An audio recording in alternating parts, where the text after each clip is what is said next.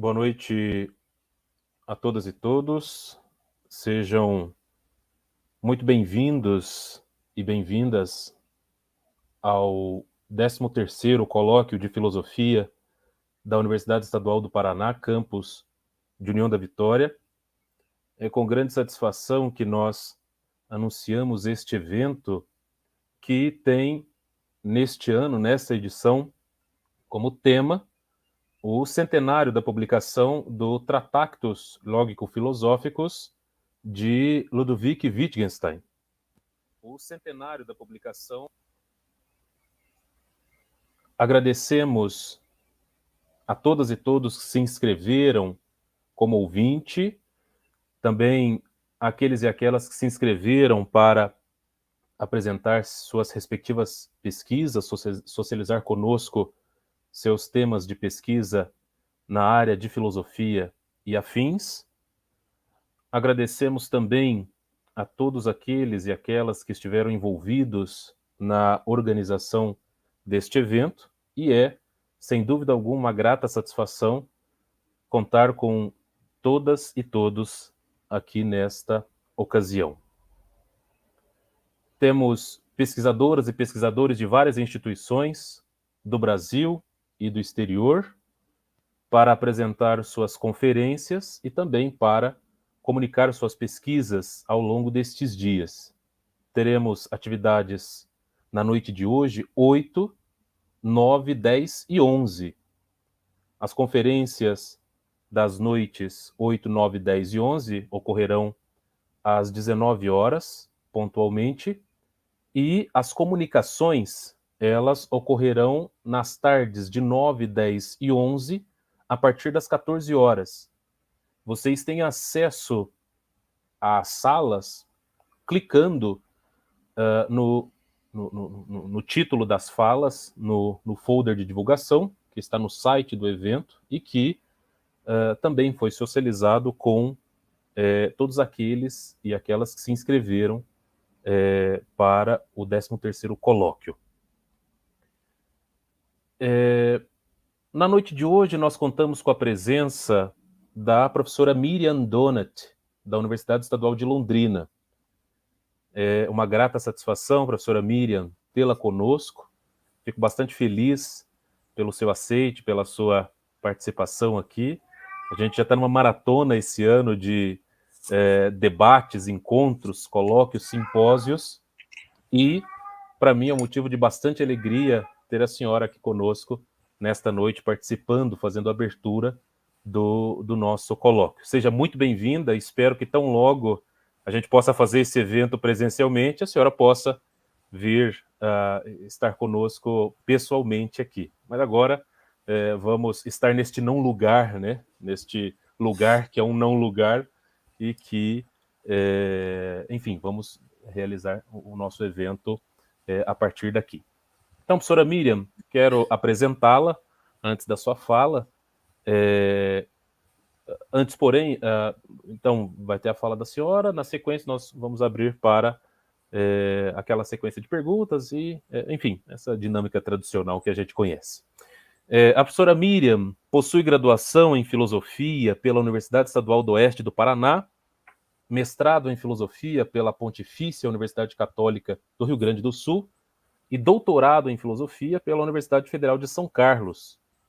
Atualmente, a professora adjunta da Universidade Estadual de Londrina tem experiência na área de filosofia, com ênfase em filosofia da linguagem, atuando principalmente nos seguintes temas: Wittgenstein, linguagem, subjetividade, racionalidade e pragmática. Hoje, a professora Miriam vai proferir uma conferência intitulada Os Problemas de Vida 100 anos depois, observações sobre a passagem final do Tractatus. Professora Miriam, mais uma vez, meu agradecimento, fique extremamente à vontade e a palavra é sua. Obrigado. Boa noite a todas e todos que estão assistindo. Em primeiro lugar, quero agradecer o convite feito pelo professor Leandro, um colega, né, há bastante tempo, e agora também um amigo querido, como disse, Estamos participando de diversos eventos, né, nos últimos dias. Estamos aí numa maratona em comemoração aos 100 anos de publicação do Tractatus Lógico-Filosófico, e é um prazer imenso estar aqui com vocês. É a primeira vez que eu participo, né, de um evento aqui na Unespar, e quero dizer que é uma grande alegria. Eu acho que é importante que a gente possa fazer essas pontes, né? É claro que esse evento não tem esta pretensão, ele é muito mais amplo, como o Leandro disse, tem convidados, inclusive do exterior, mas essas pontes que a gente pode fazer também entre os nossos programas, os nossos projetos, né? Desenvolver pesquisas em comum, acho isso bastante importante de ser informado. E, em segundo lugar, quero também parabenizar, né, ao Leandro e a toda a equipe que está organizando este evento, né, na medida em que a gente está passando por um momento bastante difícil, né, para a educação e as ciências de uma maneira geral, e a filosofia em particular, né, a gente tem sofrido ataques de todos os lados, então um evento como esse é também uma marca da nossa resistência, né? Estamos aqui, estamos lutando e não vamos nos calar. Então, esse evento, eu acredito, né, entre outros, também tem esta característica. Então, parabenizo a todos pela coragem e pela disposição a desenvolver um evento como esse em tempos tão complicados. Bom, eu acho bastante difícil, né? Eu ainda não acostumei com essas nossas novas tecnologias, essas nossas formas de falar atualmente, né? De não ver vocês no momento em que estou falando. Então, eu peço desculpas se talvez pareça um pouco estranho aqui, né? O modo como a gente se coloca, mas é o que a gente tem a desenvolver nesse momento, né? Então, eu vou fazer a leitura do meu texto. Eu preparei um texto e vou apresentá-lo para vocês, né? Eu vou ler, então eu não consigo ver a tela aqui ao mesmo tempo, então já adianto que se tiver algum problema, peço ao Leandro para me avisar. Então eu vou proceder à leitura. Bom, o título, né? Eu dei a esse trabalho, Os Problemas de Vida 100 anos depois, observações sobre a passagem final do Tractatus. Antes de começar propriamente o texto, né, eu gostaria de dizer que a minha especialidade não é o Tractatus, né? É uma temeridade do Leandro ter me convidado para apresentar um trabalho sobre o Tractatus. A minha área de investigação ela é relacionada com os escritos da assim chamada segunda fase do Wittgenstein. Sendo assim, o meu objetivo aqui será bastante modesto, né? De apenas articular e apresentar para vocês algumas questões que eu considero importantes de um ponto de vista da obra de Wittgenstein como um todo, né? Parafraseando o próprio Wittgenstein no prefácio, as investigações filosóficas, eu não pretendo com isso poupá-los do trabalho de pensar, mas sim, talvez, estimular alguém a pensar por si próprio. E talvez essas questões possam ser este estímulo. Uma questão importante, né, quando tentamos dizer algo acerca de um filósofo, de sua obra, é pensar, né, este filósofo, se essa obra, a partir do nosso próprio tempo, tentar ver se ele ainda tem algo a nos dizer. Nesse sentido, a pergunta seria se Wittgenstein, né, em especial no que aparece neste livro, o Tractatus Lógico-Filosóficos, teria algo a nos dizer agora que se completam 100 anos da sua publicação. Será que, transcorrido todo esse tempo, podemos encontrar algo que este livro possa nos dizer de nosso tempo? Em especial, a passagem final, a que o título desta conferência faz referência? Para situar vocês, a passagem final do Tractatus a que me refiro é toda a passagem em que Wittgenstein apresenta reflexões sobre o que chamou o místico, em que ele, depois de desenvolver toda uma concepção de lógica e de linguagem estritamente formais, né, em termos estritamente formais, passa a tecer considerações acerca de questões sobre a ética, a estética, a religião e o sentido da vida, a ponto de o livro se parecer com um curioso híbrido entre um tratado de lógica e a expressão de um ponto de vista profundamente místico, nas palavras de Raymond, um de seus biógrafos. Vou centrar minha fala, a partir desse diagnóstico, na questão geral acerca dos problemas de vida, a qual Wittgenstein opõe as soluções de problemas tal como realizado pela ciência, com as seguintes palavras. sentimos que, mesmo que todas as questões científicas possíveis tenham obtido resposta, nossos problemas de vida não terão sido sequer tocados. É certo que não restará, nesse caso, mais nenhuma questão, e a resposta é precisamente esta. Parece claro que a afirmação leva a entender que os problemas de vida não são problemas que a ciência possa equacionar, e que tais problemas nada podemos dizer, e que de tais problemas nada podemos dizer de um ponto de vista científico. Isso pode parecer chocante para alguém que escreveu todo um livro para demonstrar os limites daquilo que podemos dizer com sentido, sendo este limite justamente os limites da ciência. O chocante aqui parece situar-se em uma possível contradição entre uma valorização da ciência, na medida em que seria a única capaz de dizer algo significativo acerca do mundo, e, ao mesmo tempo, afirmar que isto mesmo que ela pode dizer acerca do mundo pouco importa para os verdadeiros problemas de vida. Partindo dessas observações iniciais, o que eu vou me ater, né, na minha fala, na sequência, serão os seguintes pontos. Né? A primeira delas é justamente tratar dos limites do sentido, né? A forma como Wittgenstein estabelece esses limites no Tractatus. Diante desses limites, tentar pensar como Wittgenstein entende a ciência e o seu papel, né? Diante dessa aparente contradição que eu citei. E, da mesma maneira, né, ver qual o lugar que a filosofia tem em seu projeto. E, com isso, né, eu penso, né, no final, que podemos voltar à questão acerca do sentido da vida e a maneira como devemos encará-lo. Bom, então, a primeira parte acerca dos limites do sentido. O objetivo do Tractatus Lógico-Filosófico, como afirma Wittgenstein logo no prefácio, é traçar um limite para o pensar. Limite que só poderá ser estabelecido, entretanto, na linguagem, a expressão do pensamento. A questão acerca dos limites do pensar é, então, a mesma do que a questão acerca dos limites da linguagem. E o esclarecimento desses limites tornará claro como mundo e linguagem se relacionam. O desdobramento desta investigação revelará que o significado se desenvolve e resolve de modo que mundo e linguagem encontram-se em uma situação de isomorfia, em que aquilo que pode ser dito e aquilo que pode ser um fato no mundo se espelham mutuamente, o que acontece pelo compartilhamento da mesma forma lógica essencial. A proposição é considerada enquanto a figuração de um fato possível no mundo, sendo a possibilidade de ser verdadeira ou falsa, de acordo com a existência ou não deste fato no mundo, uma das condições de possibilidade de seu sentido. Para que tenha um sentido absolutamente determinado, por sua vez, as proposições precisam estar constituídas de nomes que se referem a objetos no mundo. Desta forma, o sentido da proposição é determinado pela possibilidade dos fatos que se configuram dentro do espaço lógico, compartilhado pelo mundo e pela linguagem. De maneira que todas as possibilidades dos fatos, enquanto possibilidades de combinação de objetos, podem ser representados pelas proposições que compartilham com os fatos as mesmas possibilidades de combinação de seus elementos, os nomes. O que é possível enquanto um fato no mundo é também possível enquanto uma proposição na linguagem, o que significa, em última instância, tudo aquilo que pode ser pensado acerca da realidade.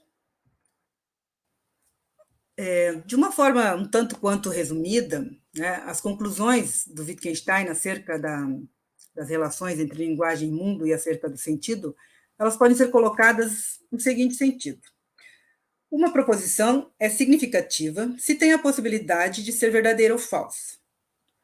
O que torna uma proposição verdadeira é a existência de um estado de coisas. Um estado de coisas, por sua vez, é uma articulação de objetos no espaço lógico. O espaço lógico, contém todas as possibilidades de combinação de objetos. Os objetos são a substância do mundo, e os nomes significam, né, que é o mesmo que referir, significam esses objetos. Um nome que não refere um objeto não tem significado, e uma proposição composta de nomes Sem significado, não terá sentido. Não poderá ser verdadeira ou falsa. A realidade é constituída de todos os estados de coisa possíveis, enquanto o mundo de todos os estados de coisa existentes, os fatos. A linguagem só é capaz de descrever a realidade na medida em que as proposições possíveis são aquelas que são descrições de estados de coisas possíveis. Assim, a totalidade das proposições verdadeiras seria a totalidade das ciências naturais. Ou seja, do lado do mundo, só temos estados de coisas, existentes ou possíveis, enquanto que no plano da linguagem, apenas proposições que descrevem fatos. Eis o limite do sentido. O plano do dizível, do pensável, do racional, o que é o mesmo que afirmar que é o plano daquilo tudo que pode ser conhecido acerca do mundo pela ciência. É nesse sentido que se compreende que o que se pode dizer sejam as proposições das ciências naturais, pois são estas que efetivamente descrevem os fatos em suas relações no espaço e no tempo, ou seja, os fatos no mundo em suas relações causais. E aqui temos o limite do que pode ser dito e pensado, as proposições das ciências naturais. O que está fora deste limite é sem sentido.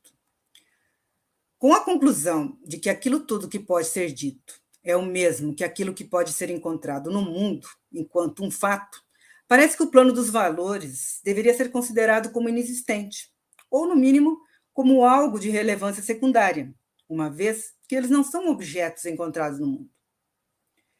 Nada mais longe das convicções de Wittgenstein, para quem este âmbito não só existe, como é aquilo que realmente importa, como afirma mais tarde na Conferência sobre Ética. Os valores não estão no mundo, pois no mundo tudo é como é e tudo acontece como acontece. E aquilo que é como é ou acontece como acontece é casual, contingente, trivial. O que significa dizer que nesse plano tudo é relativo.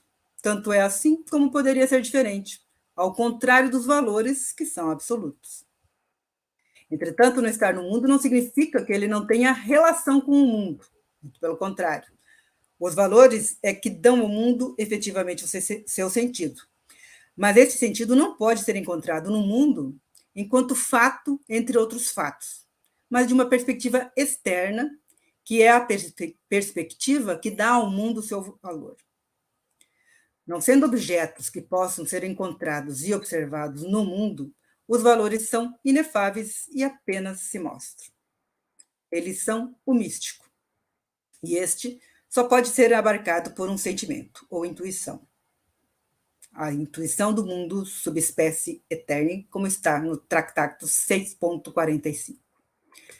Como consequência, o sentimento místico não é uma experiência do sujeito empírico, psicológico, que observa os fatos de dentro do mundo, junto a eles, o que faz do próprio sujeito um fato a mais no mundo. Este é o sujeito racional, que com os recursos da lógica e da ciência tenta compreender e explicar os fatos do mundo em sua ocorrência no espaço e no tempo. Entretanto, neste empreendimento, o sujeito fica limitado ao como do mundo, à sua contingência e trivialidade, que impede que possa encontrar para os fatos qualquer valor, uma vez que os valores não estão no mundo, não estão nos objetos e em suas relações empíricas. Por isso, os valores não são objetos para o sujeito empírico, pois nenhuma experiência deste sujeito permite alcançar os valores, pois também as experiências desse sujeito são limitadas pelos fatos do mundo. Entretanto, o sentimento místico, o sentimento do mundo como totalidade limitada, não é uma fantasia ou uma figura de linguagem. Ela é efetivamente a experiência humana fundamental, pois coloca o sujeito diante do fato fundamental da existência do mundo, enquanto totalidade, o que leva também à constatação da existência da vida, pois mundo e vida são um só, no Tractatus 5.621. Colocado diante da certeza de sua própria finitude, esta experiência coloca o sujeito diante da pergunta pelo sentido de sua vida. Mas, não sendo a experiência de um sujeito empírico, ela é a experiência de um sujeito metafísico ou transcendental. O sujeito que não pertence ao mundo, mas é um limite do mundo. Assim, o mundo como totalidade é dado ao sujeito transcendental. É ele quem vê o mundo subespécie eterna, em que se revela o absoluto para o sujeito. Não é, portanto, o ver de um sujeito empírico, pois este, misturado aos fatos, não pode deles se distanciar e vê-los de outra perspectiva que não aquela da contingência factual e relativa. É em sua relação com o mundo, enquanto totalidade, que se evidencia essa perspectiva valorativa, essa visão a partir dos valores, da qual o sujeito transcendental não pode separar-se, pois é sua marca fundamental. Desse modo de encarar o mundo, decorre que os próprios fatos serão encarados de uma outra maneira, da perspectiva de seu valor, sendo o fato fundamental a própria vida. Esta, enquanto encarada pelo sujeito empírico, é apenas um fato entre outros fatos, podendo ser descrita pela linguagem científica, mas, encarada pelo sujeito transcendental, recebe um sentido, sendo agora encarada da perspectiva dos valores absolutos que a ela associamos. O sujeito transcendental não é, assim, fato entre outros fatos, mas está no limite do mundo, e na sua relação com o mundo dá a ele valor. Entretanto, as tentativas de expressar este valor em proposições serão sempre fadadas ao fracasso, pois os valores estão além do limite do sentido, determinado pelos limites do próprio mundo. Por outro lado, apesar da impossibilidade de se dizer algo significativo sobre os valores, eles se mostram, seja nas ações, seja nestas sentenças desprovidas de sentido. Se o mundo é sempre mundo dado para um sujeito, o mundo é o meu mundo, e a linguagem é a linguagem desse sujeito para quem o mundo é dado, sendo os limites da minha linguagem os limites do meu mundo. Entretanto, se o sujeito assim compreendido é condição de possibilidade do mundo e da linguagem, ele é também condição de possibilidade do sentido em termos de valores, pois este sujeito é também aquele que julga e avalia os fatos, de acordo com a perspectiva que é dada a ele de ver o mundo subespécie eterna. Entretanto, se os julgamentos e as avaliações que são feitas não podem ser colocadas em termos de uma linguagem significativa, estes mesmos julgamentos e avaliações mostram a existência da ética na medida em que mostram os valores associados a tais julgamentos. Quando o sujeito julga, ele revela nos próprios julgamentos os valores que o sustentam, dando sentido aos fatos, antes sem valor algum. O sentimento místico é, assim, uma experiência que faz com que o sujeito se afaste do relativo e contingente do mundo em busca do absoluto da ética, da estética e da religião, ultrapassando os limites do espaço e do tempo. Este sentimento impele o sujeito em busca de uma vida feliz, o que é o mesmo que uma vida vivida eticamente, o que, por sua vez, significa uma tomada de consciência do sentido do mundo e da vida, para então viver efetivamente de acordo com esta consciência. Esta é a perspectiva ética do Tractatus, perspectiva que expressa um modo de relação do sujeito com o mundo, que transforma esta relação transformando o próprio mundo e a vida, pois o mundo do feliz é um mundo diferente do mundo do infeliz. Alcançar a perspectiva que pode levar a uma vida feliz, no entanto, demanda uma mudança da vontade, a vontade transcendental, aquela que é portadora do que é ético e da qual não se pode falar. A boa ou má vontade alteram os limites do mundo, tornando-o um mundo diferente para o sujeito dessa vontade. Se mundo e vida são uma coisa só, então uma boa vontade também altera o sentido da própria vida. Por isso, é fundamental para uma vida feliz modificar a própria vontade, o que significa ver as coisas do modo correto, ter uma atitude adequada de encarar o mundo e a vida. Este é o empreendimento ético fundamental, o dever de cada um em sua própria individualidade. Modificar a própria vontade com o que modificará a própria vida. Em consequência, A própria vida será agora uma vida digna de ser vivida, ou seja, uma vida feliz. Portanto, o fundamental para o modo como Wittgenstein concebe o plano da ética e dos valores de um modo geral é este envolvimento profundo e complexo de cada um com a busca de um modo correto de encarar o mundo e a vida. É a busca efetiva por uma atitude correta ao ver o mundo e a vida, que implicarão, em consequência, nos modos corretos de viver e de agir.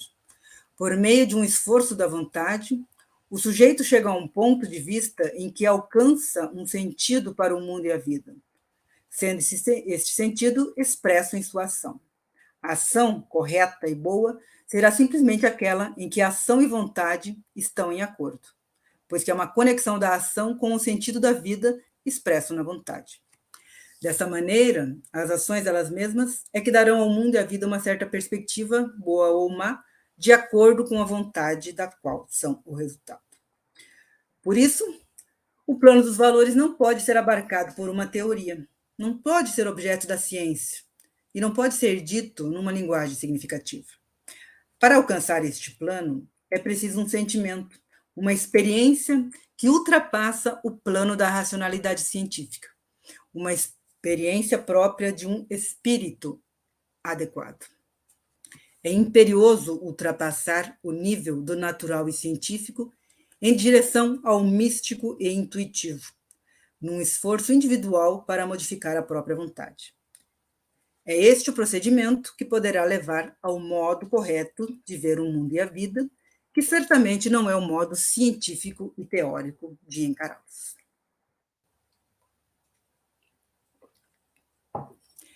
Bom, então eu passo para a segunda parte, né, da minha apresentação, para entender o papel aqui, o lugar da ciência, ou o lugar que o Wittgenstein reserva para a ciência, né?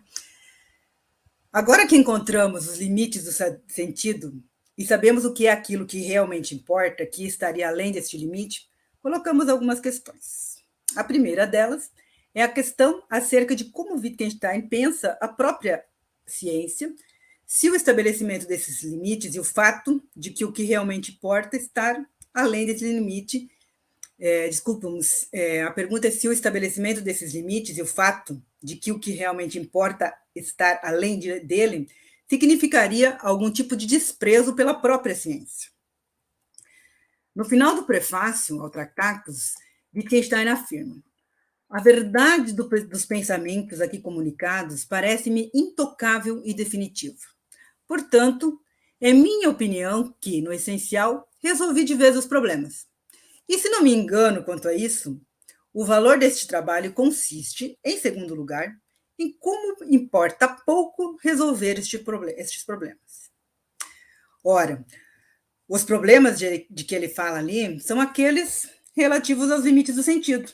E parece que isso não tem nenhuma importância ao valor, pois determinar o limite do sentido é um empreendimento que importa pouco exatamente na medida em que o que realmente importa está além deste limite. Este é o ponto de Wittgenstein, mostrar que a ciência tem um limite e este limite são os fatos do mundo, que a ela compete descrever em suas relações empírico-causais. Entretanto, a ciência nada tem a dizer acerca de outros domínios, especificamente no que diz respeito ao propriamente humano, em questões acerca da ética, da estética e da religião. Esta esfera não pode ser reduzida aos meios e métodos das ciências naturais, sob pena de perder o próprio objeto. Mas isso significa um desprezo pela própria ciência? Seria Wittgenstein alguém anti-ciência? Ou até, talvez, usando uma palavra que está na ordem do dia, né? Um negacionista científico? Então, vejamos. Em seu dicionário Wittgenstein, Bloch afirma que, embora Wittgenstein tenha demonstrado um interesse permanente pela engenharia e por certos tipos de investigação científica, seus posicionamentos culturais eram hostis ao espírito científico do século XX. Tal posição ideológica pode, entretanto, ser dissociada de sua posição metodológica.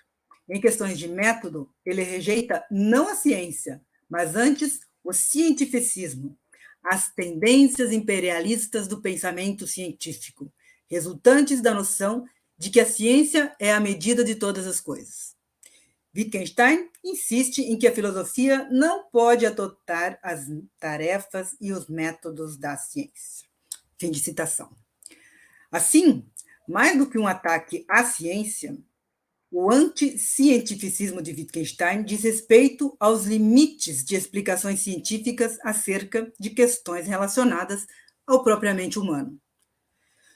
O que Wittgenstein enuncia é uma extrapolação dos métodos da ciência para a explicação de outros domínios que não aqueles próprios dos campos das ciências naturais.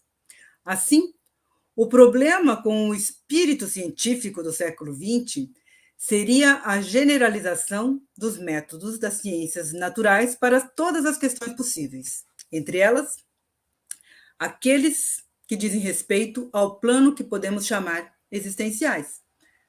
O plano que podemos chamar existencial, tal como a ética, a estética e a religião. Mas também a forma como se pensa dessa perspectiva a psicologia e a sociologia, por exemplo. Mas isto não significa um menosprezo pelos resultados da ciência.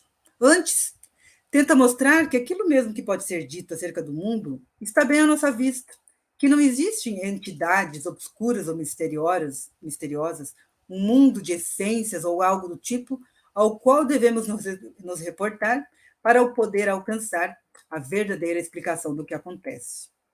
Ao contrário, tudo que é objeto da ciência está à vista, é claro. Por isso, do mesmo modo, tudo o que pode ser dito clara e logicamente, sem mistério ou obscuridade. A linguagem da ciência pode descrever o mundo em sua totalidade, a totalidade dos fatos, né, no caso, de modo claro e transparente. Nada fica de oculto ou misterioso acerca do mundo, sobre o que a linguagem nada pudesse dizer com sentido. Wittgenstein combate o dogmatismo de uma certa visão que acredita que todos os problemas possam ser solucionados por meio da ciência e de seus métodos, numa generalização de todos os problemas, que como se todos estivessem no mesmo plano. O dogmatismo de se acreditar que a ciência possa fornecer respostas para todas as nossas perguntas e inquietações, e que ela tivesse um poder de mergulhar nas profundezas de problemas obscuros e misteriosos e então encontrar uma solução exata e definitiva. Esta é a origem dos descaminhos da metafísica, pois acredita-se que algo além que é encontrado à vista no mundo precisa de algum tipo de explicação também aos moldes da ciência, criando-se toda sorte de teorias desencaminhadoras. O dogmatismo e o obscurantismo que estão na base do cientificismo pode ser condensado na ideia de que a ciência, ao fim e ao cabo, será a solução para todos os problemas da humanidade. Que a ciência poderá, no fim das contas, fornecer respostas absolutas e definitivas acerca de todos os problemas, numa visão de que a verdade é um ideal a ser buscado e que um dia, finalmente, esse ideal será alcançado. É este espírito científico, próprio do seu tempo, que Wittgenstein condena, o que seria um tipo de inclinação intelectual de considerar toda e qualquer questão de um ponto de vista científico, que a metodologia científica é a melhor, talvez a única forma de tratar dos problemas, incluindo questões acerca da ação humana, da cultura, da arte e da religião. Dito isso, qual é o papel, então, da filosofia? De que maneira pensar a filosofia? Importa, então, ressaltar que Wittgenstein rejeita a forma como a própria filosofia vê sua tarefa e seus métodos, tentando, muitas vezes, tornar-se uma filosofia científica. Nesse ponto, ele é taxativo. Citando, a filosofia não é uma das ciências naturais. A palavra filosofia deve significar algo que esteja acima ou abaixo, mas não ao lado das ciências naturais. O fim da filosofia é o esclarecimento lógico dos pensamentos. A filosofia não é uma teoria, mas uma atividade. Uma obra filosófica consiste essencialmente em elucidações. para desgosto do seu mestre Russell com seu projeto de uma filosofia científica. Então, a filosofia tradicional ela é criticada justamente por não perceber os limites daquilo que pode ser dito com sentido e tentar dizer algo acerca da realidade, explicar a realidade, oferecer fundamentos teóricos e resolver problemas, tais como aqueles relativos aos fundamentos do conhecimento, teorias universais sobre o belo, ou fundamentos absolutos para os nossos modos corretos de agir. Mas a ela cabe apenas e tão somente o esclarecimento da lógica da nossa linguagem. A filosofia não pode competir com a ciência. Ela não está no mesmo plano da ciência. Ela está acima ou abaixo, não ao lado. É esta tentativa de uma filosofia teórico-científica que pudesse ser aplicada aos problemas filosóficos que Wittgenstein acusa e condena. Uma filosofia que pudesse oferecer proposições verdadeiras acerca da ética, da estética e da religião, no mesmo sentido em que as ciências naturais oferecem respostas verdadeiras acerca dos acontecimentos do mundo. Mas este é um projeto fadado ao fracasso. A filosofia pode apenas mostrar, por meio do esclarecimento da linguagem, que aqueles supostos problemas não passam de mal-entendidos, de mau usos da linguagem, que a fazem correr contra seus limites. Enfim, um ponto importante a ressaltar é que Wittgenstein, em seu anticientificismo, distingue a validade dos métodos e dos resultados da ciência em si mesmos com os usos que são feitos da ciência enquanto tal. Um desses usos é o de pensar a filosofia e todos os domínios relativos ao humano de uma perspectiva científica, tornando a ciência o paradigma a ser seguido pela própria filosofia. A maior crítica, nesse sentido, é de que a filosofia devesse seguir os métodos e tarefas da ciência, enquanto ela se distingue da ciência. Se a atividade científica deve estar voltada a explicar o mundo, ou seja, os fatos, à filosofia cabe o esclarecimento lógico da linguagem, uma atividade lógico-conceitual para tornar claros os pensamentos. Se a filosofia não segue os métodos da ciência, ela tem um papel fundamental enquanto a atividade que poderá estabelecer os limites que a própria ciência, os limites para a própria ciência e sua capacidade de fornecer descrições verdadeiras acerca do mundo. Se a filosofia não pode oferecer diretamente tais descrições verdadeiras, é ela que, por outro lado, esclarece os limites do que pode ser dito e pensado com sentido. Pois a filosofia realiza a tarefa mais fundamental de descrever justamente as condições de possibilidade da descrição do mundo. Ou, de outro modo, se a filosofia não diz respeito ao conhecimento do mundo propriamente, é ela que explicita as condições de possibilidade deste conhecimento. Por fim, né, entrando na parte final aqui do meu texto, voltando, então, para aquelas questões colocadas no início acerca do sentido da vida. Né? Então, como devem ser encaradas tais questões? De um ponto de vista de Wittgenstein, deveria haver uma separação entre o que é a ciência, com seus objetos e métodos, e sobre outros domínios da existência humana, que não podem ser simplesmente considerados como objetos próprios para uma investigação pelo método científico. A própria compreensão de que a ciência devesse ter tal lugar em nossa vida é uma questão que ultrapassa os cânones da ciência e demanda um outro tipo de compreensão. Então, são duas coisas. Em primeiro lugar, uma clareza acerca do objeto, do método e dos limites da ciência. E, de outro, uma crítica aos desdobramentos de uma visão que eleva a ciência à única explicação genuína sobre todos os aspectos da existência humana no mundo. A ciência em si é desimportante, pois ela trata daquilo que é banal, relativo, do que poderia ser ou não ser o caso, o que está de acordo com o próprio método científico e um de seus pilares, a dúvida, no sentido de que não há respostas definitivas, absolutas.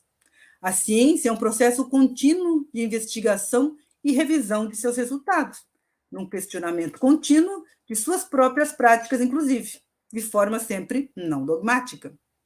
Então, não faz sentido, de uma perspectiva de Wittgenstein, negar a validade do discurso científico, pois essa validade é resultado de seus próprios procedimentos e métodos, respeitando aqueles limites que uma análise da linguagem torna evidente. O que se pode questionar, sim, são as apropriações que são feitas dos seus resultados, por exemplo. O que importa é explicitar os limites do discurso científico, não anulá-lo, muito menos excluir a ciência de nossos meios de explicar o mundo. Wittgenstein não está fazendo nenhuma defesa do abandono da ciência em prol de outras formas de conhecimento, mas apenas e tão somente delimitando os campos legítimos de investigação científica. A ciência explica os fenômenos naturais em suas relações empírico-causais, o que a torna uma das melhores ferramentas para a descrição dos fatos do mundo. Mas ela não é nem de longe uma ferramenta que possa explicar o sentido desses fatos, pois este não se encontra no mesmo nível dos próprios fatos. Quase no final do Tractatus, né, nos aforismos 6.52 e 6.521, ele escreve o seguinte: sentimos que, mesmo que todas as questões científicas possíveis tenham obtido resposta, nossos problemas de vida não terão sido sequer tocados, conforme já coloquei no início desta fala. A continuação dessa citação diz o seguinte: é certo que não restará, nesse caso, mais nenhuma questão, e a resposta é precisamente esta. Percebe-se a solução do problema da vida no desaparecimento deste problema. Nessa passagem encontramos aquela que foi sempre a maior das inquietações de Wittgenstein, né? De novo, o problema da vida. O que, em outras palavras, significa o problema acerca do sentido da vida. Entretanto, apesar da profundidade do problema do sentido da vida, como se lê acima, este não pode ser resolvido por nenhuma espécie de teoria, seja científica, seja filosófica, uma vez que este sentido não cabe nos estreitos limites da nossa linguagem. A solução, então, é o desaparecimento do problema, o que nos faz perguntar: como fazer desaparecer o problema da vida, se este é justamente o que há de mais profundo? Para entender o que Wittgenstein propõe na passagem, precisamos ter em mente que o que ele chama de problema aqui são as tentativas de encarar o sentido da vida de um ponto de vista teórico ou científico. É nesse sentido que o problema deve desaparecer, pois não encontraremos jamais uma solução para o que não é propriamente objeto da ciência e de teorizações. Deve-se, então, mudar o modo de encarar o sentido da vida e compreender que ele não está que ele está no plano da ação, da prática. O que se deve fazer é tentar viver uma vida de acordo com a qual possamos nos aproximar desse sentido, que, por sua vez, mostra-se em nossas ações. No Tractatus, Wittgenstein entende que alcançar esse sentido é buscar um ponto de vista que esteja além do fundo dos fatos, pois esses não têm nenhum sentido, na medida em que também não possuem nenhum valor, como vimos. Os valores, não sendo parte do mundo, estão fora dele e são eles que dão ao mundo e à vida um sentido. É desta perspectiva que, em Wittgenstein, ética e religião acabam por ser uma coisa só. Elas tratam daquilo que dá valor, portanto, sentido ao mundo e à vida. Entretanto, não sendo encontrados no mundo dos fatos, não podem ser objeto da ciência, e por isso mesmo, não podem ser tratados como problemas cuja solução devesse ser encontrada pela ciência. Nesse sentido, é que se pode dizer que sua obra não trata destas questões de um ponto de vista teórico, mas sim que a própria obra tem um sentido ético, na medida em que se revela como uma busca constante por um tipo de atitude adequada do sujeito ético. Ou seja, busca mostrar que o ético está enraizado no próprio sujeito, em tal medida que ela não pode ser ensinada, mas sim vivida em primeira pessoa. Uma passagem da Observações sobre o ramo de ouro de Fraser, eu acho que ela é bem esclarecedora desse ponto de vista, do Wittgenstein. Ele diz assim: a representação que faz Fraser dos pontos de vista mágicos e religiosos dos homens é insatisfatória. Faz com que todos esses pontos de vista pareçam errôneos. Estava Agostinho errado quando ele invocava a Deus em cada página das Confissões? Mas, pode-se dizer, se ele não estava errado, seguramente também não estava o santo budista ou qualquer outro, cuja religião dá expressão a pontos de vista completamente distintos. Mas nenhum deles estava errado, exceto quando desenvolveram uma teoria. Agostinho não poderia estar errado porque não estava tentando apresentar uma teoria e demonstrar a sua verdade. Estava apenas relatando sua própria experiência com a religiosidade. E, nesse sentido, sua jornada espiritual em busca da fé mostra-se como algo de profundo respeito da parte de Wittgenstein. E, para ele, a exigência de tornar-se melhor era uma constante, como vemos na ênfase desta passagem. Cito Wittgenstein. Talvez você julgue essas reflexões sobre mim mesmo um desperdício de tempo. Mas como posso ser um lógico antes de um ser humano? De longe, a coisa mais importante é acertar contas comigo mesmo. Para Wittgenstein, também influenciado pela leitura de As Variedades da Experiência Religiosa de James, a religiosidade deve ser compreendida em termos de uma experiência como sentimento místico, que é apresentado na passagem que eu já citei, né, enquanto o sentimento do mundo como totalidade limitada, e que descreveu na Conferência sobre Ética, também como a experiência de ver o mundo como um milagre. Esse tipo de experiência leva à aceitação e assimilação de um sistema de conceitos que passa a ser fundamental para a vida daquele que o assume. Isto significa que toda a vida daquele que aceita esse sistema será diferente daquele que não o toma como seu próprio sistema de conceitos. Eu cito de novo Wittgenstein. Surpreende-me que uma crença religiosa possa ser apenas algo idêntico a uma decisão apaixonada por um sistema de referência, pois, embora seja crença, é, na realidade, um modo de vida, um modo de avaliar a vida. É uma apreensão apaixonada desta concepção. De acordo com esse sistema de conceitos, toda a relação do indivíduo com o mundo e com a vida torna-se diferente. O mundo e a vida passam a ter um sentido que não tem para os outros. Mas isso não se presta a teorizações, tal como lemos nessa outra passagem. O cristianismo não é uma doutrina, quero dizer, não é uma teoria sobre o que aconteceu e virá a acontecer à alma humana, mas uma descrição de algo que na realidade ocorre na vida humana. Pois a consciência do pecado é um acontecimento real, e igualmente o desespero e a salvação pela fé.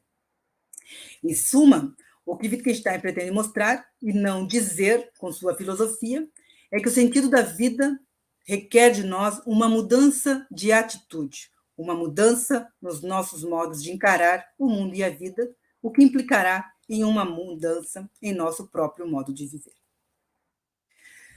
Bom, então, né, chegando ao final dessa apresentação, eu gostaria, então, de apenas de resumir algumas das questões que foram colocadas aqui, né, acerca de ciência e filosofia, e que me parecem pertinentes também para os tempos que nós vivemos. Né? Então, as conclusões são as seguintes. A primeira, a ciência é uma atividade que trata de explicar o mundo em suas relações empírico-causais, e, para isso, desenvolve métodos e técnicas apropriadas dos quais não temos por que duvidar ou desconfiar.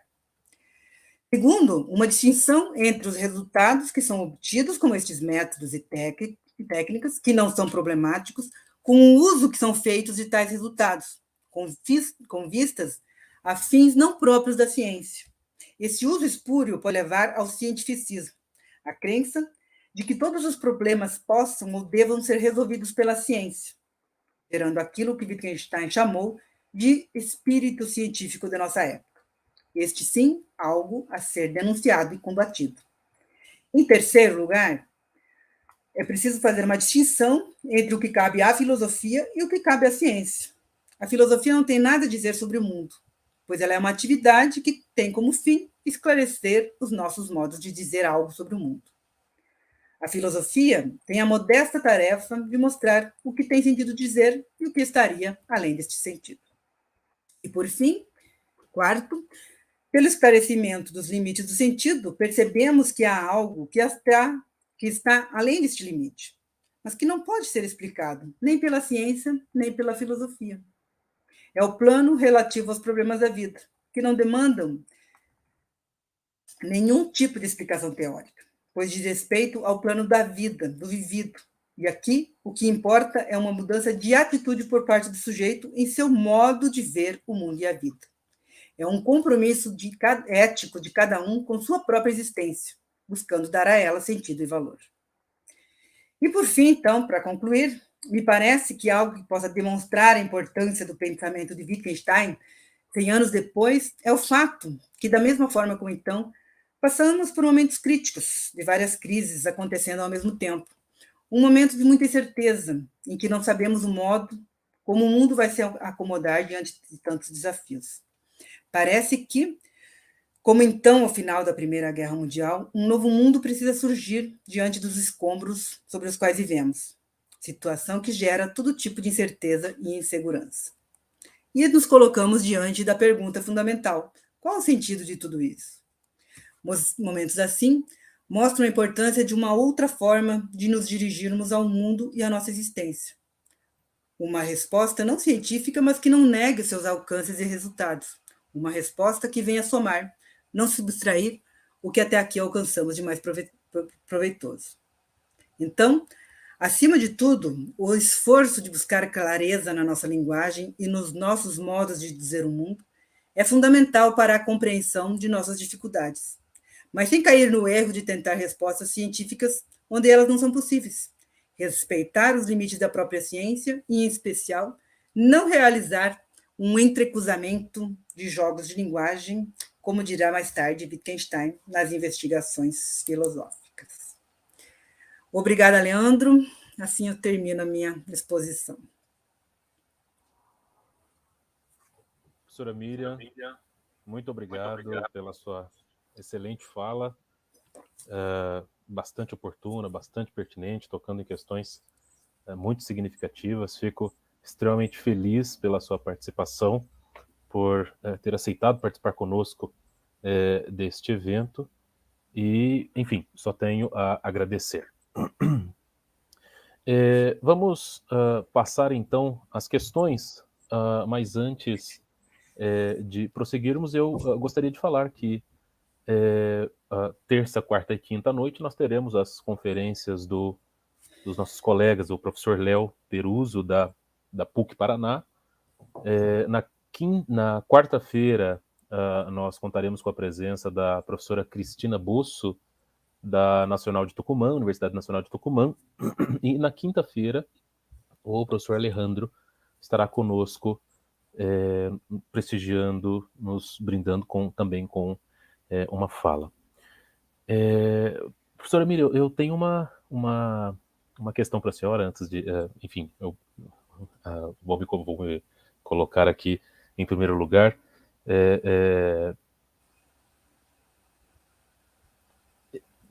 A minha questão vai no seguinte sentido. Nós continuamos fazendo música, pintura, literatura, e me parece que, na medida em que nós continuamos fazendo essas coisas, aquele espaço que a ciência ocupava no início do século passado é um espaço de tentar ser um referencial exclusivo, talvez até produtora de sentido. Me parece que, como nós humanos continuamos fazendo essas coisas, parece que a ciência ela não conseguiu nos convencer de que ela seria, de fato, um resolvedor de todos os problemas. A minha pergunta se coloca no seguinte sentido. Bem, quando nós olhamos para música, pintura, literatura, e acrescento aqui a questão do cristianismo, da religião, seria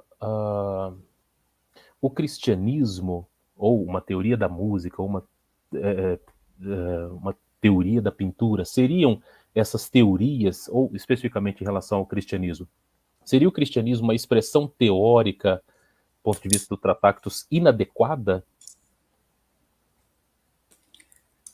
Ela é inadequada na medida em que tenta explicar o que seja o religioso, né?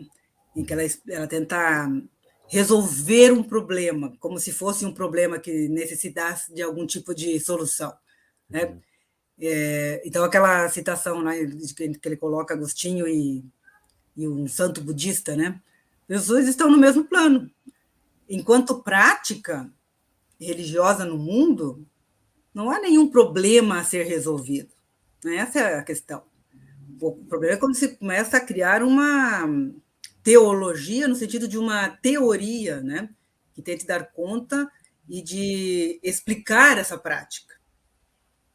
Esse é o problema. Então, assim, nesse sentido, a mesma coisa com a estética, né, com a arte de uma forma geral, elas são práticas humanas no mundo. Elas acontecem, né? E elas não precisam de explicação, nem da ciência, nem da filosofia. Então, uma teoria filosófica que explique universalmente o que é o belo. Não vai ter nenhuma diferença em relação às próprias práticas. E isso Wittgenstein, isso no sentido que eu coloquei de que algumas coisas perpassam a filosofia do Wittgenstein. Então, essa postura antiteórica da filosofia é desse sentido. Não é que a filosofia não tenha o seu papel, não tenha a sua importância, como muitas vezes se coloca, quer dizer, não sobra nada para a filosofia. Não, ela mostra, ela tem um papel na medida em que ela nos ajuda a compreender os nossos modos de dizer algo acerca do mundo e da realidade, mas ela não pode avançar afirmações substantivas acerca disso. Então, é nesse plano. Uma filosofia que tentasse explicar a religião, ou uma ciência, tal como o Fraser. Então, a discussão do Wittgenstein no Ramo de Ouro, as observações sobre o Ramo de Ouro do Fraser, é justamente nesse sentido.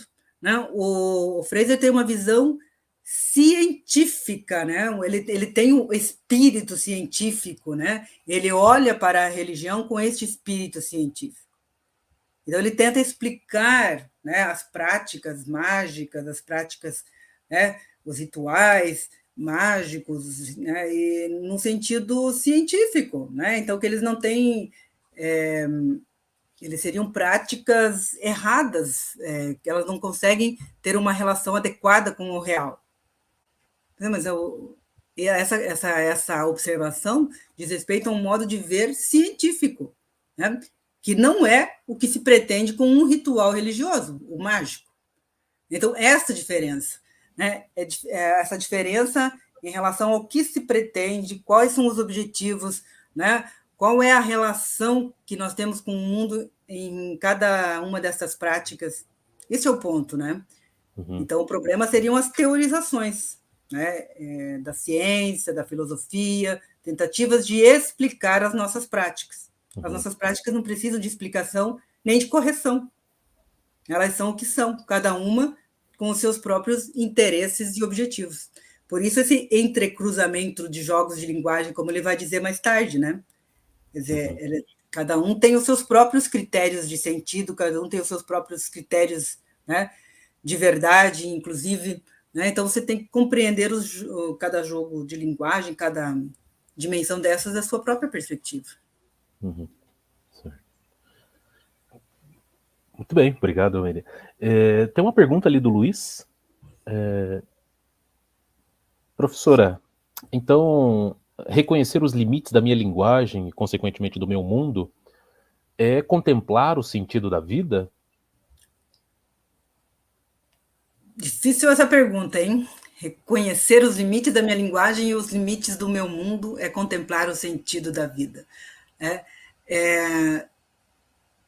Elas estão ligadas, Digamos assim, não é a mesma coisa. Elas estão ligadas. O que o Wittgenstein propõe no Tractatus é esse reconhecimento dos limites da linguagem.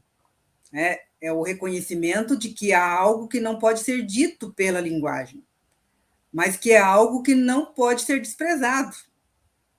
Então, por isso, aquela parte final que tanto assustou alguns dos seus contemporâneos, esse algo que não se encaixa nos estreitos limites da linguagem, é o místico. Diz respeito ao ético, ao estético e ao religioso, né? Ao plano dos valores.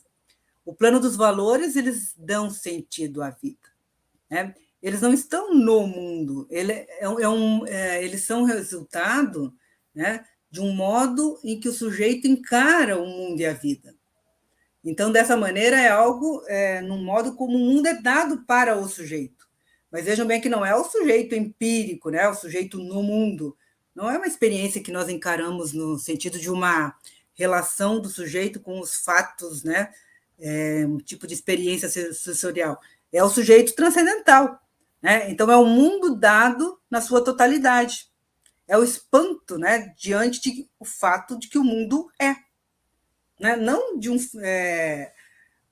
a questão acerca dos fatos, né, como eles são, né? Não é o como do mundo, é o que, né? De fato, o mundo existe e não existe o nada, né? Quer dizer, como esse espanto, essa compreensão, esse salto, né, diante da própria existência. Lembra uma passagem lá que eu disse que mundo e vida são uma coisa só, né? Quando você se depara com a existência do mundo, com essa atitude, né, de espanto diante da existência do mundo, você se depara também com a existência da própria vida, né? Então, aí você busca pelo sentido.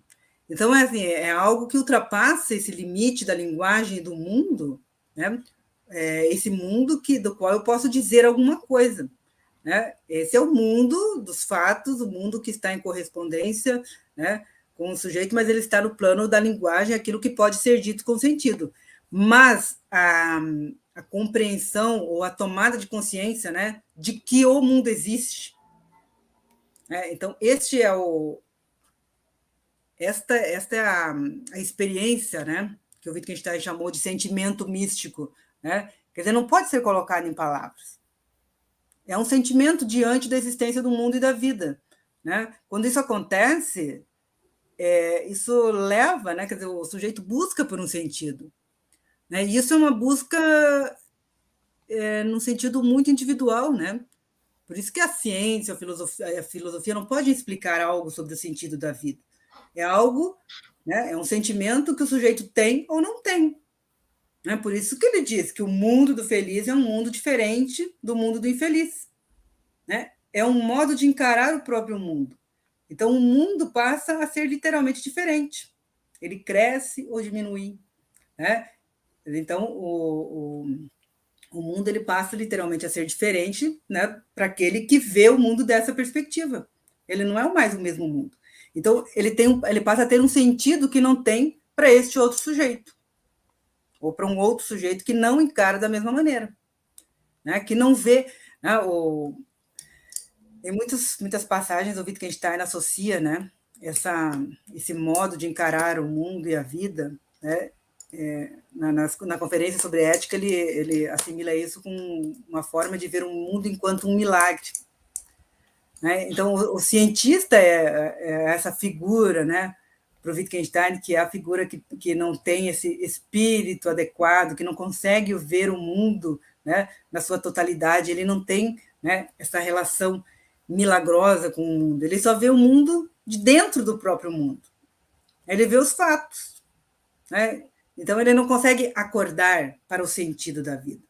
Ele está sempre buscando explicações, né, no sentido, né, das suas relações empíricas, cotidianas, triviais. Né? Mas isso não tem valor algum. Né? Quer dizer, o que tem valor realmente é essa ultrapassagem desse comum e cotidiano, né? Visando o absoluto. Miriam, eu não sei em que medida você concordaria ou não com a seguinte questão. Será que o Tratactus nos ajudaria a pensar algumas questões contra essa reforma do ensino médio, no sentido de que, olha, a gente vai fazer a reforma do currículo do ensino médio e aquilo que é relevante no contexto dessa reforma são os saberes objetivos, a gramática, a matemática, e é isso. O restante que se articulem da melhor maneira para vocês tentarem ficar ali na grade curricular do ensino médio, mas o que a gente precisa é de uma coisa objetiva, de uma coisa certa, de uma coisa que não abra espaço para interpretações dúbias, para interpretações que questionem o status quo. Ou seja, a gente quer alguma coisa que, de um ponto de vista científico, seja científica. Em que medida você veria o Tratactus, se é possível pensar assim, se o Tratactus seria um texto que nos ajudaria a fazer um enfrentamento reflexivo, crítico, não vou falar teórico para não cometer um pecado contra a igreja, né? Mas veria a igreja wittgensteiniana, né? Em que medida o Tratado seria um texto que enfrentaria esse cientificismo que paira nessa reforma do ensino médio? Olha, Leandro, eu acho difícil. Eu não conheço tanto assim, né? Uma pedagogia a partir do Tractatus, mas veja bem, Uhum. eu acho que seria mais fácil pensar, por exemplo, algo diferente a partir das investigações filosóficas da sua fase tardia. Mas Uhum. Sim. No Tractatus eu acho difícil. Uhum. Porque no Tractatus o que se pode ensinar, né, é propriamente aquilo que pode ser dito. Claro. O plano dos valores não pode ser ensinado. Né, que dirá, então, numa escola, né? Assim, quer dizer, criar uma escola para ensinar isso, é impossível. Né? Então, eu vejo, não sei, né, eu acho que as investigações já abrem mais essas possibilidades. Né? Uhum. Ali você tem, aí já é uma outra forma de pensar. Quer dizer, cada jogo de linguagem tem seus próprios critérios, você abre a possibilidade do sentido, né? Quer dizer, é uma tentativa de encontrar, aí sim, né, no aprendizado mesmo, e o Wittgenstein coloca muito, né, logo no início do tratado, das investigações, essas questões relativas a como nós aprendemos e ensinamos o sentido, né, a valorização da própria experiência do sujeito no mundo, né? Agora é a experiência mesmo, o sujeito ele se torna um sujeito no mundo, né? E a constituição do sentido da linguagem, ela se dá justamente nesse encontro do sujeito com o mundo à sua volta e com os outros sujeitos. Né? Aí sim, né, a questão do aprendizado, do ensino, o modo como nós organizamos essas experiências e damos a ela um sentido, né, a valorização de diferentes jogos de linguagem. Né? Acredito que seria mais possível. Agora, no Tractatus, realmente eu não consigo pensar como que nós poderíamos pensar aquela concepção de significação para uma escola que não fosse apenas, né, uma escola que ensinasse as ciências naturais. Né? Eu acho que ali o que a escola deveria ensinar são as ciências naturais, porque outros planos não teriam sentido. Quer dizer, como é que nós poderíamos falar? Né? Nós poderíamos, no máximo, mostrar, o professor deveria mostrar, né, a atitude que ele tem perante a vida e o mundo.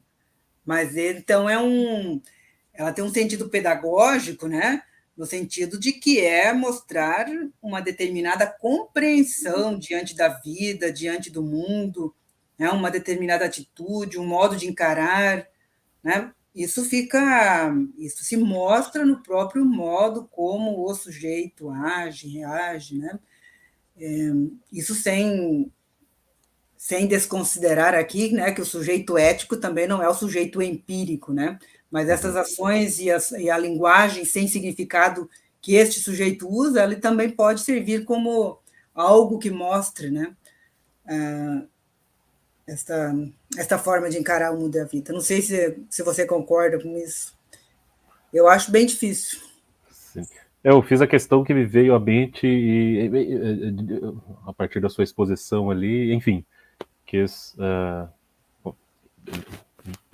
ver algum ponto de partida junto contigo e, quem sabe, pensar em alguma questão nesse sentido ali, ou rechaçar definitivamente essa possibilidade. Bem, temos uma questão do professor Léo, estimada professora Miriam, excelente conferência, parabéns. Uma breve questão. A concepção de ciência no Tratactus estaria circunscrita, portanto, a uma concepção de gramática lógica ou teoria da representação da linguagem?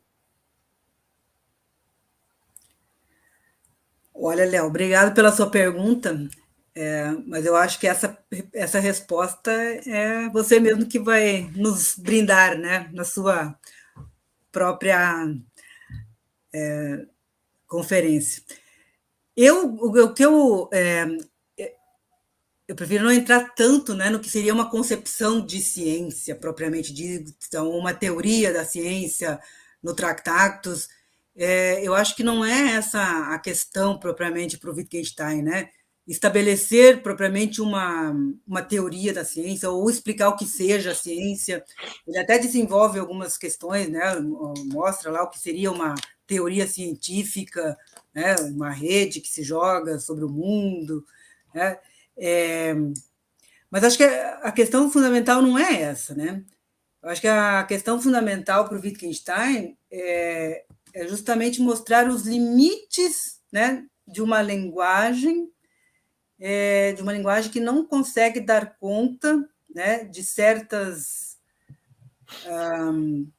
questões, né, de como, né, e aí essa denúncia, né, de como, principalmente na filosofia, se tenta ultrapassar esse limite e tentar uma explicação científica, né? Então, eu vejo assim, para o Wittgenstein, a ciência não é algo problemático para ele, né? Ele não vê problemas com a ciência que a filosofia devesse responder, né? Acerca do conhecimento científico, ou do que é o conhecimento científico, como se dá o conhecimento científico, os limites e possibilidades do conhecimento, né? Não são questões para o Wittgenstein. A questão para ele é uma questão puramente relativa, né, às questões lógicas, né, daquilo que é próprio ou daquilo que é possível, né, uma linguagem que respeite as suas regras, né, lógicas, que é o que ela pode dizer. Então, nesse sentido, que eu vejo que é uma crítica de uma visão cientificista, né? Não é uma tentativa de explicar a ciência em si ou por si, ou que isso tivesse alguma relevância filosófica, né? Não acho que isso para o Wittgenstein tivesse, né, uma relevância. Ele até fala disso, mas não com esse sentido de que a filosofia tem que explicar algo acerca da ciência e suas possibilidades. Não sei se respondo. Mas o que eu estou querendo dizer aqui, né? É um problema linguístico para o Wittgenstein, né? Um problema linguístico visto de um ponto de vista da lógica, né? O que é que, logicamente, nós podemos dizer acerca do mundo, né? Então, essas relações lógicas entre mundo e linguagem, né? Então, as questões de como que realmente se dá, como que as coisas acontecem no mundo, né? Isso para o Wittgenstein não é importante, né? Mas que essas possibilidades estão todas inscritas, né, na própria lógica, que é a amarração de mundo e linguagem, né? Então, essas condições lógicas, né, desvendar essas condições, né, que são dadas a priori, né, de uma vez por todas, não dependem das condições efetivas do próprio mundo, né, que é o que a ciência vai descrever, né, mas ela vai descrever na medida em que ela respeite a própria lógica da linguagem, né? Essa é a possibilidade da ciência de escrever, né, algo no mundo. Obrigado, Miriam. Obrigado, Léo. O Marcos Nobuhara pergunta o seguinte: Wittgenstein estaria defendendo no campo da ética um relativismo cultural? Vejam bem, de novo, né? Vejam a perspectiva de onde o Wittgenstein está falando, né? Porque assim, vocês estão me perguntando o que ele acha da ciência, o que ele acha da ética, o que ele acha da religião, mas essas perguntas são já modos de efetivação de algo, são acontecimentos no mundo, né? Então, o Wittgenstein assim, ele não está nesse plano, ele não está dizendo como deve ser a ética, o que deve ser a ética, o que é a ciência, como a ciência deve proceder, né? Ele está num plano anterior. E nesse sentido, né, eu acho que também não muda a perspectiva dele acerca do ético, desde o Tractatus até as investigações, porque vejam bem, o ponto do Wittgenstein, ele diz respeito aos limites do sentido e como eles são estabelecidos. Então, o que é que nós podemos dizer com sentido? Como, né, o que seria uma outra forma de dizer, talvez assim, né? Como é que a nossa linguagem ela chega a ter sentido, seja, né, sobre o que for. Então, a partir disso, né, o modo como ele entende, por exemplo, o ético, né, é que tem a ver com o absoluto. Né? A ética diz respeito aos valores no seu sentido absoluto. Mas vejam bem, esse sentido absoluto, ele se revela na própria linguagem. Você não precisa fazer uma investigação acerca do modo como, né, este sentido se efetiva no mundo, digamos assim, né, como ele se realiza, como se concretiza. Numa perspectiva das investigações filosóficas, por exemplo, nós poderíamos dizer que, né, os sistemas éticos efetivamente existentes, né, eles são concretizações ou são sistematizações, né, de modos de dizer o ético neste sentido, né, ou de dizer algo nesse sentido. É usar, né, são usos que são feitos, né, dos termos éticos nesse sentido absoluto. Então, eu diria assim, né, que o Wittgenstein não seria um relativista, né, porque o que ele está buscando entender, né, é esse sentido absoluto do termo. Né? Então, o absoluto ou relativo aqui, ele não teria a ver com sistemas éticos historicamente existentes, né? Mas sim que todo sistema ético ele revela este uso do termo bom em seu sentido absoluto. Então, vejam bem como que é a questão, né? Quer dizer, o modo como na linguagem nós articulamos um sentido de certas expressões que é o sentido propriamente ético. Né? Então, ser ético no sentido absoluto, né, o ser bom no sentido absoluto, que é o sentido ético, significa que isso não é questão de preferência individual, subjetiva, né, dos meus gostos, dos meus desejos, mas sim que o bom ele determina desta maneira, um sentido absoluto. É bom porque é bom, né? Não tem condição, não é relativo a nada. Então, é este uso dos termos, né, das palavras, num sentido ético, que é o ponto do Wittgenstein. E não uma avaliação de como isso acontece, né, nos diferentes sistemas éticos historicamente existentes.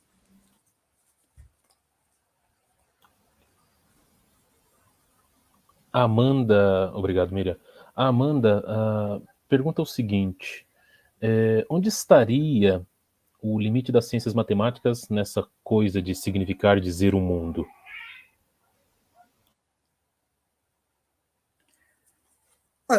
O limite da matemática é o limite da lógica, né? Aquilo que a lógica e a matemática elas têm no Tractatus o mesmo sentido, né?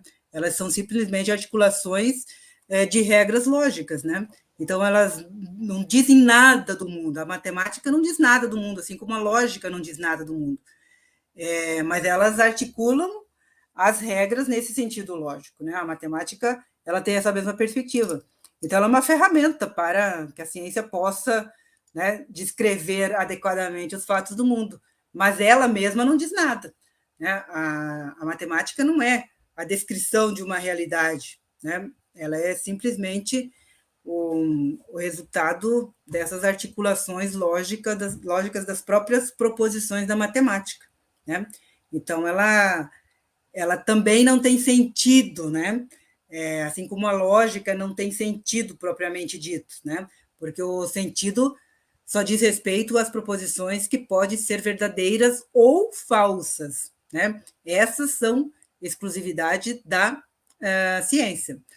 né? Então, a verdade ou a falsidade está relativa aqui à descrição adequada de fatos do mundo, né? Ou das possibilidades dos fatos do mundo. A matemática não é descrição de fatos do mundo, né? Ela simplesmente articula logicamente as próprias proposições da matemática, né?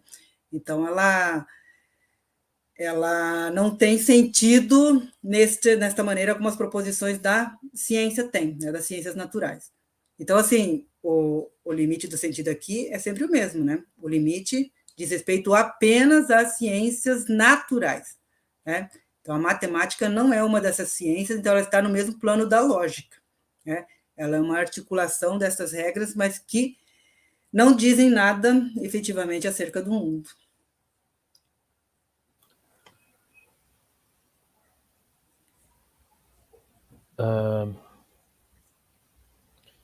Bem, então,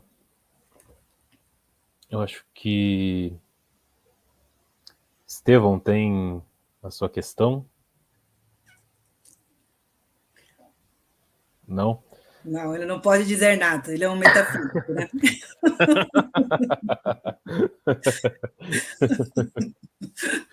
Eu já conversei com ele, já vi que ele não pode fazer nenhuma pergunta. Muito bem, então, eu acho que vamos nos encaminhando, vamos nos encaminhar para os finalmente, enfim, momento de aprofundamento, diálogo, enfim, foi bastante oportuno, profícuo, frutuoso.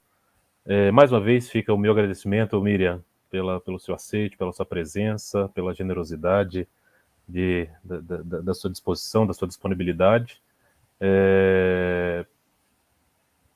Gostaria de já deixar o convite para vocês participarem amanhã conosco. Miriam também, sinta-se à vontade de participar conosco ao longo dos próximos dias do evento. A lista de presença está ali no chat, ela foi enviada. Então, por favor, assinem, confirmando, né, que vocês participaram conosco hoje. E, enfim, só tenho a agradecer a Miriam, o pessoal que se envolveu tá envolvido na organização, nos bastidores também, professor Estevão, pela transmissão, e a todas e todos que estão nos prestigiando nesta noite de segunda-feira, abertura do 13º Colóquio de Filosofia da Universidade Estadual do Paraná. Fica o meu agradecimento a todas e todos. Miriam, mais uma vez, meu muito obrigado. Eu que agradeço, Leandro, uma oportunidade muito importante de estar aqui comemorando com vocês os 100 anos de publicação do tratado. Obrigada a todos que estão assistindo, todas e todas, e é uma pena que a gente não possa estar, né, presencialmente, ao vivo é sempre mais interessante, mas agradeço imensamente essa oportunidade. Valeu. Pessoal, nos vemos então ao longo da semana. Até breve, boa noite para vocês e nos vemos.